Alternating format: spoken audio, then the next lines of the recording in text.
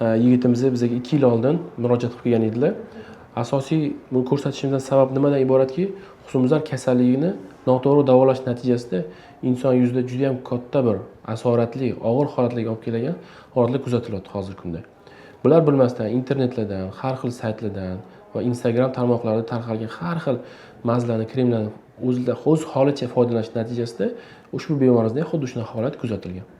Agarda sizda ham shunaqangi holatlar yuzaga kelmasligini xohlasanglar, birinchi navbatda dermatovenerolog shifokor maslahatlashinglar, qanaqa lecheniya taktikasini biz tushuntirib beramiz bemorlarga.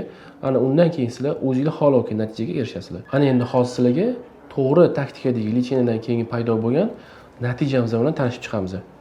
Bu yigitimizni bu holatga olib kelishimizga taxminan 3 oy vaqt ketgan. Yuz sohalaridagi barcha yiringlik toshmalar tozalanib, quruq holatga olib kelingan. Bu bemorimizda yiringlik toshma juda ham og'ir holatda bo'lgan. Bularda hozir o'sha chandiqli holatlardan tekis holatga olib kelyapmiz hozir yuzlarini. 6 oylik natijamiz hisoblanadi. Bemorimizda yuzlaridagi ko'rib turgan chandiqlar umuman yo'qolish arafasida turibdi. Yangi yallig'lanish elementlari kuzatilmaydi bemorimizda. Tanadagi toshmalarda ham o'zgarishlar kuzatiladi. Agarda sizda ham husnbuzar kasalligi bo'yicha savollaringiz bo'lsa, bizning markazimizga murojaat qilinglar.